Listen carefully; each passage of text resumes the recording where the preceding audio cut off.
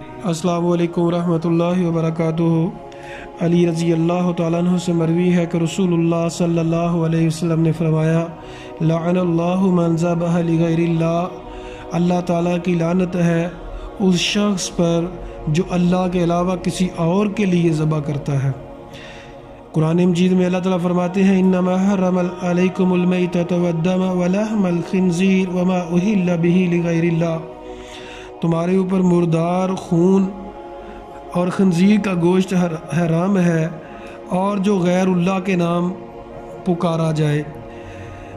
جتنی بھی نیکیاں ہیں ان میں شرط یہ ہے کہ وہ اللہ کے لیے ہوں۔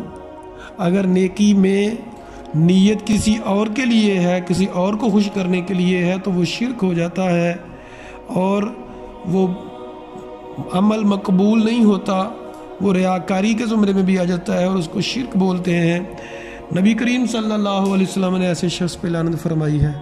اللہ کا فرمان ہمارے لیے کافی ہے اس بات کو سمجھنے کے لیے، قُلْ إِنَّ صَلَاتِي وَنُسُكِي وَمَحْيَايَ وَمَمَاتِي لِلَّهِ رَبِّ الْعَالَمِينَ، کہہ دیجئے میرا نماز پڑھنا، میرا روزہ رکھنا، میرا مرنا، میرا زندہ رہنا سب کا سب اللہ کے لیے ہے۔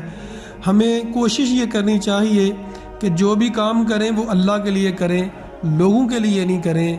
بعض دفعہ تو یہ ریاکاری ہوتا ہے، بعض دفعہ یہ شرک ہو جاتا ہے۔ اللہ سے دعا ہے اللہ عمل کی توفیق عطا فرمائے۔